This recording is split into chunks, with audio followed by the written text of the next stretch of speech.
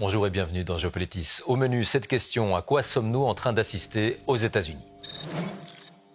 Après le choc de l'assassinat de Charlie Kirk, la rhétorique du bien et du mal brandie lors de la cérémonie d'adieu entre politique, religion et nouvelle lutte narrative. Le président américain s'en prend de plus belle à la liberté d'expression et vise en particulier les médias. Les pressions sont intenses. Donald Trump multiplie menaces et plaintes. Les musées sont aussi devenus une cible. Objectif, imposer une certaine vision de l'Amérique et une réécriture de l'histoire au sein des institutions. Sans doute ne réalise-t-on pas tout à fait, en Europe et peut-être dans le pays lui-même, ce qui est en train de se passer aux États-Unis. Sous le règne de l'administration Trump, la première puissance mondiale se dirige-t-elle vers une pratique du pouvoir de plus en plus autoritaire, mais aussi vers une forme d'obscurantisme. En moins d'une année, Donald Trump et son entourage ont mené des purges, attaqué les universités, le ministère de l'Éducation, les bibliothèques et maintenant les musées parce que jugés trop woke, c'est-à-dire, selon eux, notamment trop orientés en faveur des minorités, trop progressistes. Un décret a été signé pour les contrôler et tenter ainsi de les aligner sur une seule vision, celle du président américain et de son équipe. Tout en poursuivant leur guerre culturelle, ils se sont lancés dans une nouvelle bataille narrative après l'assassinat de l'influenceur ultra-conservateur Charlie Kirk, en érigeant un martyr, en désignant des ennemis, en évoquant la détestation et en contribuant à entraîner les États-Unis dans une potentielle spirale de violence politique. Notre invité est professeur de littérature et de culture américaine. Nous accueillons Boris Vejdovsky dans un instant, mais retour tout d'abord sur l'hommage rendu à Charlie Kirk, mi-septembre, avec Mélanie Ohayo.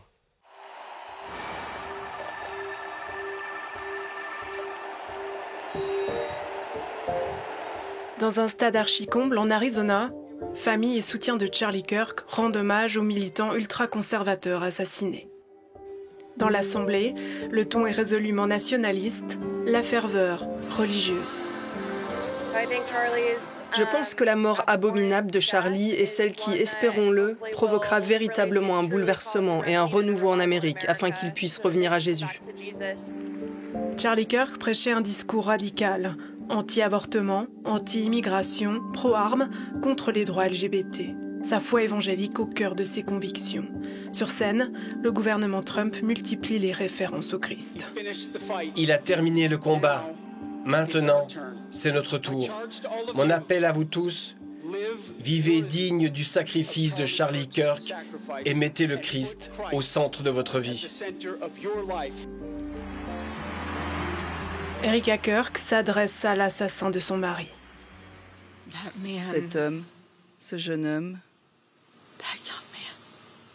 je lui pardonne.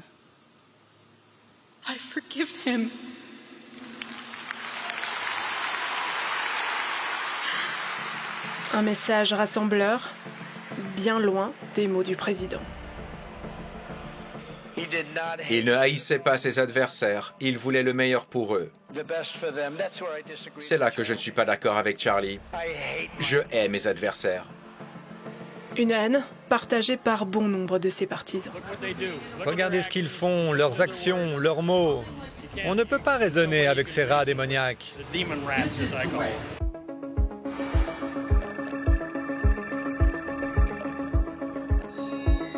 Depuis son bureau de la Maison-Blanche, le vice-président américain remplace ce jour-là Charlie Kirk pour son podcast hebdomadaire. À l'issue de 2 heures d'émission, J.D. Vance soutient une opération de délation. Lorsque vous voyez quelqu'un se réjouir du meurtre de Charlie, dénoncez-le, appelez son employeur. Une campagne encouragée par plusieurs influenceurs en ligne. J'adore aller sur Internet pour trouver ceux qui se moquent de la mort de Charlie Kirk et les dénoncer à leurs employeurs. Et parfois, ils se font virer. Aujourd'hui, on en a 10. Des dizaines de personnes ont déjà été licenciées. La procureure générale américaine renchérit. Nous vous prendrons pour cible et nous vous pourchasserons si vous ciblez quelqu'un avec des discours haineux. Des adversaires parfois qualifiés d'ennemis intérieurs. Avant même l'arrestation de l'assassin présumé de Charlie Kirk, aux motivations encore floues, Donald Trump accuse la gauche radicale. Depuis des années, la gauche radicale compare des Américains formidables comme Charlie aux nazis et aux pires criminels et meurtriers de masse du monde.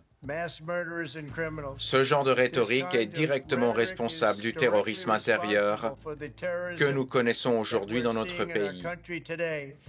Pourtant, une étude récemment supprimée du site du ministère de la Justice montre que les actes de terrorisme intérieur sont davantage commis par l'extrême droite aux États-Unis. Depuis les années 90, 227 événements attribués à la droite radicale ont coûté la vie à plus de 520 personnes. Sur la même période, 42 attaques de militants d'extrême gauche ont fait 78 morts. Donald Trump vient de classer officiellement le mouvement Antifa, qui rassemble des groupes se réclamant de l'antifascisme, comme organisation terroriste.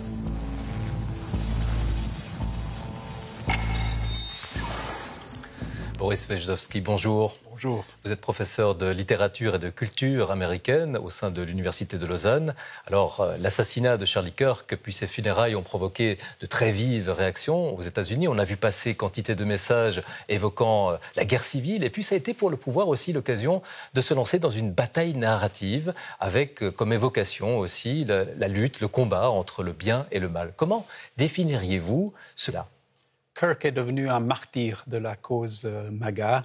Il est devenu un emblème et ça a été une occasion pour MAGA, pour les troupes de Trump, de faire une démonstration de force, de montrer leur ralliement, de montrer qu'ils avaient des valeurs communes auxquelles l'Amérique pouvait croire.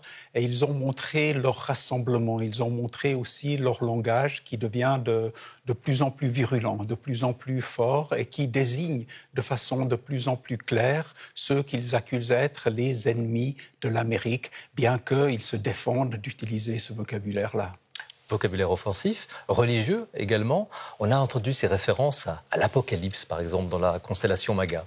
On n'est pas surpris d'entendre ce vocabulaire métaphysique toujours dans la politique américaine. C'est un pays, une culture qui se définit comme étant un peuple élu et donc il y a toujours une référence à la providence. Il y a toujours une référence à quelque chose d'exceptionnel, de spécial et donc toutes les luttes politiques américaines sont toujours empreintes de cette lutte entre des forces qui sont au-delà des forces politiques et au-delà des combats que l'on peut avoir autour de la politique dans les autres pays.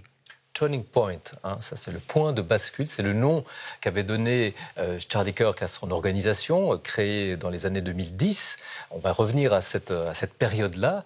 Mais ce point de bascule, donc, il y avait déjà l'idée qu'on part d'un monde ancien et on arrive à ce monde vertueux. L'Amérique cherche toujours à se renouveler. Être nouveau en Amérique, ce n'est pas seulement une question temporelle, c'est une question morale. Ce qui est ancien, ce qui est passé est moralement faux, c'est décadent. Il faut toujours se tourner vers l'avenir, vers le nouveau. On a vu le turning point de Kirk qui a 15 ans, maintenant 16 ans aujourd'hui, et c'est quelque chose qui s'est structuré. C'est une pensée qui s'est articulée dans le monde politique américain, qui a trouvé des financements, qui a trouvé des relais, qui a trouvé un projet général à travers la Heritage Foundation, dans le projet 2025, pour former une véritable action politique. Vous faites référence à ce projet de transition présidentielle. Tout était dit déjà là. Alors c'est ça. Alors c'est un document extrêmement volumineux qui a été conçu par un think tank, c'est-à-dire un groupe de pensée. Cela va des religieux aux ultra-religieux, aux gens intéressés par l'armement, à ceux intéressés par les énergies fossiles, pour chercher à s'unir de façon opportune pour faire avancer leurs idées et faire avancer leurs agendas politiques. Et puisqu'on est dans ce passé proche, on faisait référence à ces années 2010, on a vu l'émergence à ce moment-là du mouvement des Tea Parties. C'était les prémices d'une radicalisation extrême ? En 2010, on est dans la réaction contre Obama. On est dans une réaction d'une Amérique blanche, d'une Amérique ouvrière qui cherche à se remobiliser. Et alors, on a vu apparaître ces Tea Parties, mais à l'époque, il s'agissait de groupes que l'on croyait extrémistes. On voit bien que ce qui était l'extrême du Tea Party d'il y a 15 ans est aujourd'hui devenu une norme et même quelque chose de relativement modéré par rapport aux extrêmes de du mouvement MAGA aujourd'hui, dont par exemple se réclamait Charlie Kirk. Aujourd'hui, derrière la désignation des ennemis, Donald Trump s'en prend au sens large à ses opposants politiques. Il a même dressé une liste noire.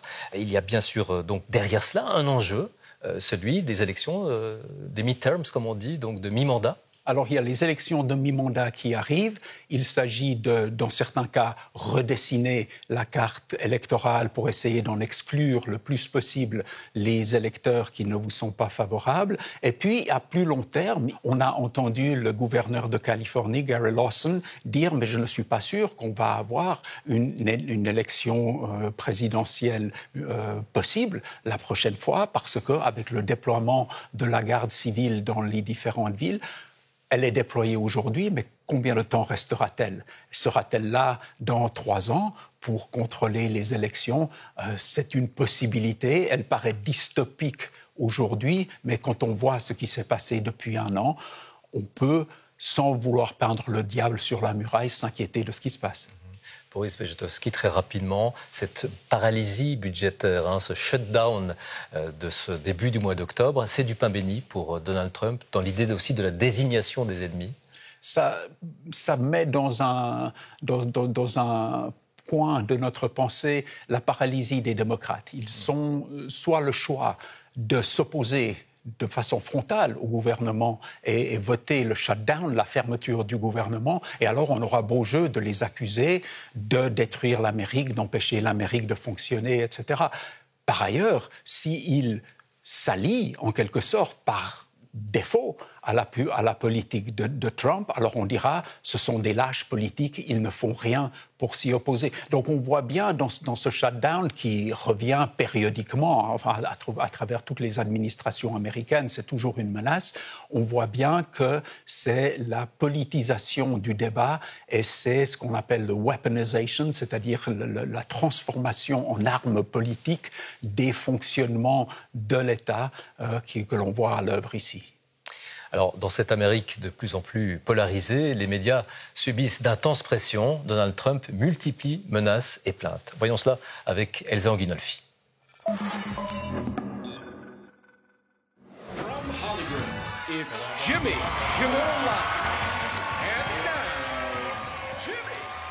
Retour à l'antenne pour l'humoriste Jimmy Kimmel, suspendu pour un commentaire sur l'assassinat de Charlie Kirk. Le président a clairement fait savoir qu'il souhaitait que moi-même et les centaines de personnes qui travaillent ici soient licenciées. Notre dirigeant se réjouit que des Américains perdent leur gagne-pain parce qu'ils ne supportent pas une blague.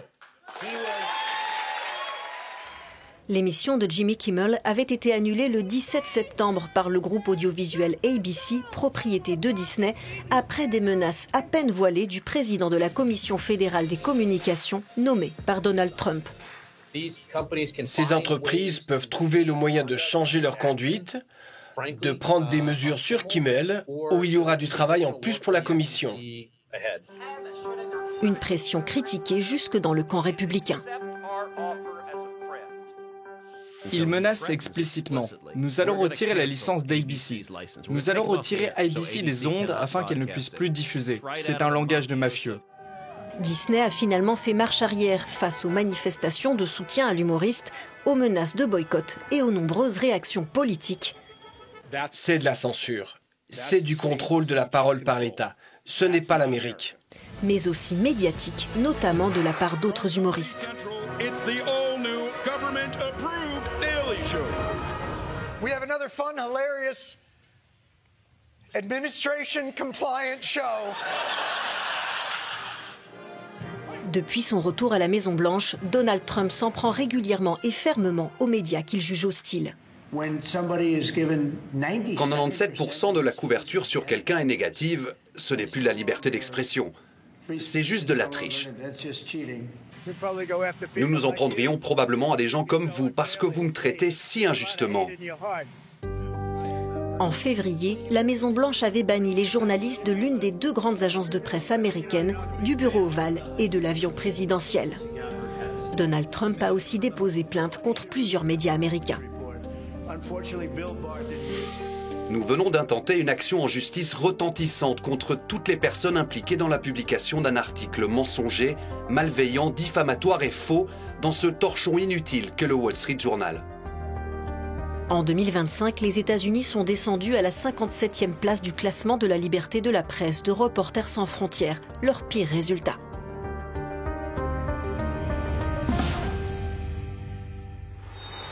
Boris Wejdowski, la liberté d'expression et la liberté de la presse sont particulièrement malmenées par l'administration Trump. Là, on touche au premier amendement de la Constitution. Donc il y a une notion aux États-Unis qui est beaucoup plus large aussi qu'en Europe, sur cette liberté d'expression et qui est sacrée, non ?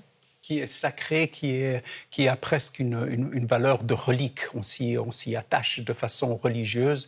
Dès que quelque chose se passe, on se réfère à cela comme à l'Évangile.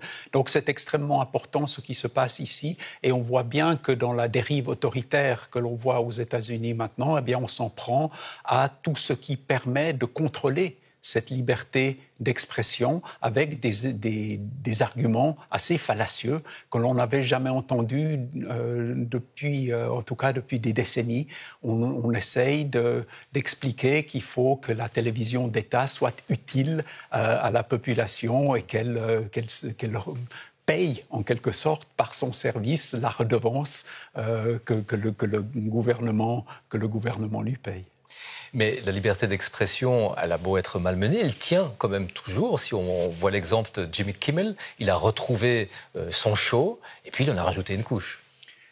Alors elle tient, mais il faudra voir à long terme ce qui va se passer. Kimmel est de retour avec un premier moment un petit peu traumatique et puis un deuxième moment maintenant où il est reparti à l'offensive.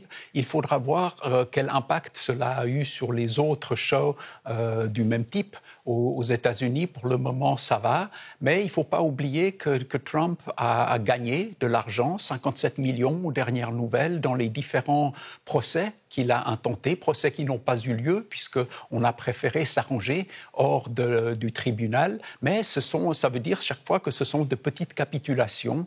On admet que l'adversaire en face est trop fort pour qu'on puisse vraiment se battre avec lui. Il viendra peut-être le moment où il faudra vraiment croiser le fer. Plus largement, en Europe, on entend assez peu de critiques, qu'elles émanent des politiques, mais aussi des mouvements sociaux. Qu'est-ce qui se passe ? C'est de l'autocensure ? C'est une difficulté de se coordonner ? C'est la peur ? Alors, il y a un peu de tout cela. C'est difficile pour les démocrates d'être précis sur un message unique, comme le font les républicains, qui, de façon pyramidale, dans toute leur communication, se réfèrent les uns aux autres, et puis toujours de façon ultime au président. Les démocrates n'ont pas une figure tutélaire de ce type-là. Par ailleurs, leur liberté d'expression consiste à être une liberté d'expression plurielle, contrairement à cette voie univoque que nous présentent les républicains. Donald Trump ne tente pas seulement de mettre au pas ses opposants et les journalistes, il souhaiterait aussi que les institutions adoptent sa vision dans ce qu'il qualifie de lutte anti-woke. Il s'attaque cette fois aux musées. Le président américain blâme plusieurs institutions pour leur approche, par exemple, de l'histoire de l'esclavage. Reportage de notre correspondant Tristan Desser.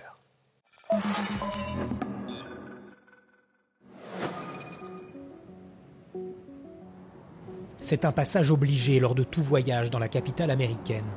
Une visite dans l'un des 21 musées gratuits de la Smithsonian Institution, dédié à la science, la culture et l'histoire américaine.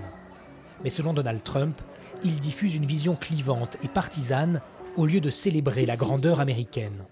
Nous voulons que les musées traitent notre pays avec équité, qu'ils parlent de l'histoire de notre pays avec équité, pas de manière woke ou raciste.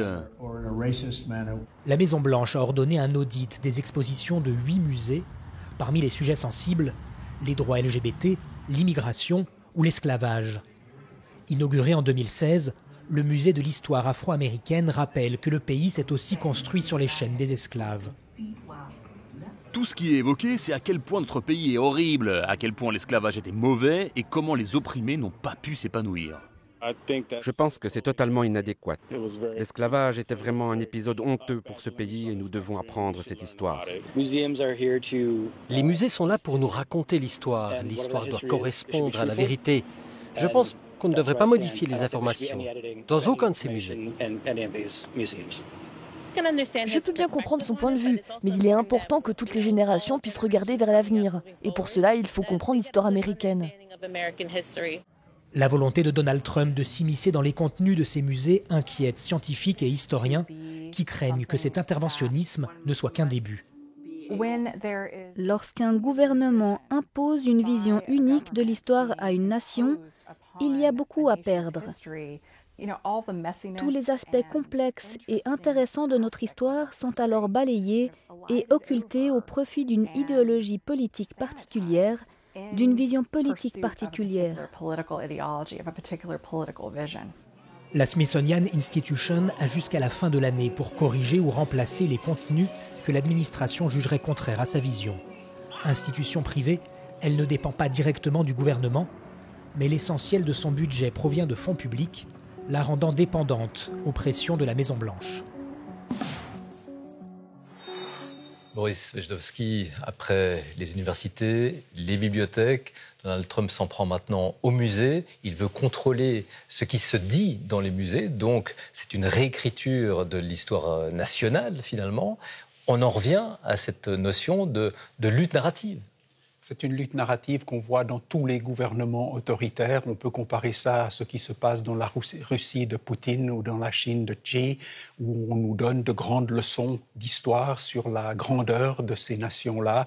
Et on voit bien que l'exercice de la force mène nécessairement à l'exercice de la force dans le domaine de l'histoire, dans le domaine des sciences. Alors après les médias, après les universités, c'est le lieu de la mémoire, c'est le lieu de l'interrogation de la mémoire que Trump cherche à contrôler. Il justifie ce contrôle par l'organisation de cette fête patriotique qui sera organisée en 2026, celle des 250 ans de la Déclaration d'indépendance. Alors la Déclaration d'indépendance, ça c'est le document tutélaire de l'Amérique qui place l'Amérique sur ce que Jefferson appelle le cours des événements humains, une espèce de cycle astronomique comme ça, inévitable.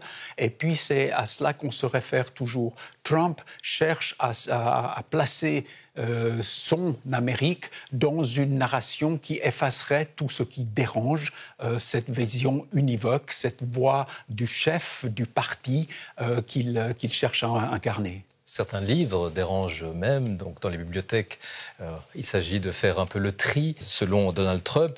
On se demande d'ailleurs si des ouvrages comme 1984, bien évidemment ce qui se passe aujourd'hui fait beaucoup penser à cet ouvrage-là de George Orwell, ou La Servante écarlate par exemple de Margaret Atwood, vont encore figurer sur les rayons.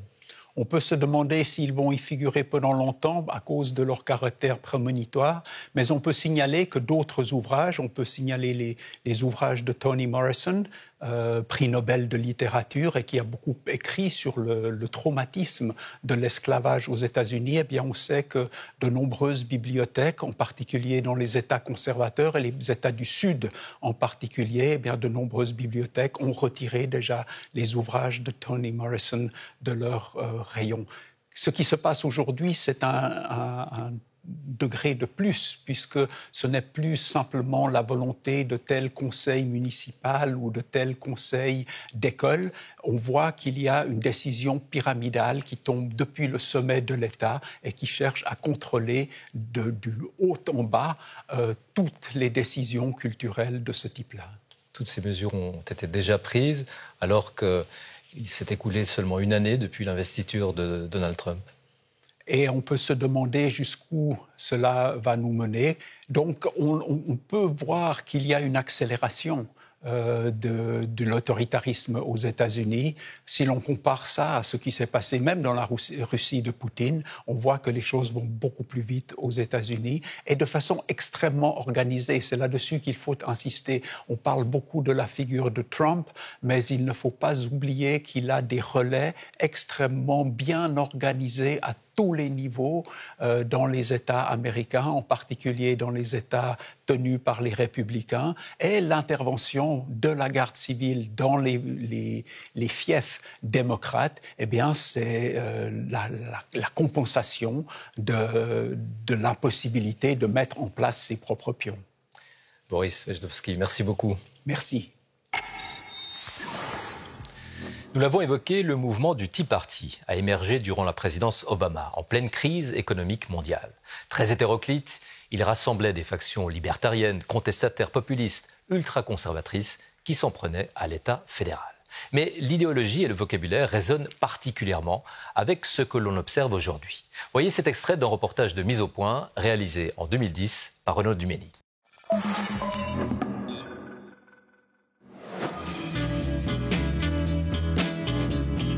Capitale de l'acier aux États-Unis, Buffalo était l'un des fleurons de l'industrie américaine. La mondialisation avait eu raison de son économie, la récession a aujourd'hui parachevé son déclin. Dans ce contexte, les groupes affiliés au Tea Party n'ont eu aucun mal à s'implanter ici et produire de nombreux candidats. L'un d'entre eux, contre toute attente, est candidat au poste de gouverneur de New York. En attendant celui dont tout le monde parle, ce meeting a les ingrédients qui ont fait le succès du Tea Party. Une salle comble, la vénération du drapeau et de la Constitution, une grande ferveur religieuse.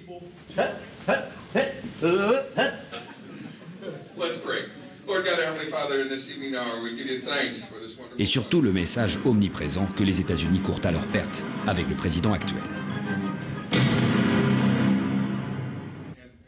Carl Paladino arrive avec une batte de baseball, le symbole de sa campagne. C'est avec cet objet qu'il a promis de faire le ménage dans l'État de New York une fois élu. L'homme, qui s'en prend sans scrupule aux intellos de Manhattan ou aux homosexuels, assène le grand message du Tea Party, se débarrasser de l'État fédéral. On va baisser les impôts, baisser les dépenses publiques, baisser, baisser, baisser. Pour Jules et Russ, comme des millions d'Américains en colère, le Tea Party est aujourd'hui un moyen de donner de la voix. They are my sunshine, my only sunshine.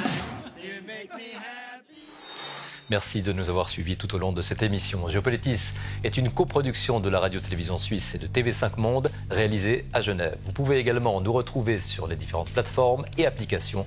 Rendez-vous la semaine prochaine pour une nouvelle édition et surtout d'ici là, portez-vous bien.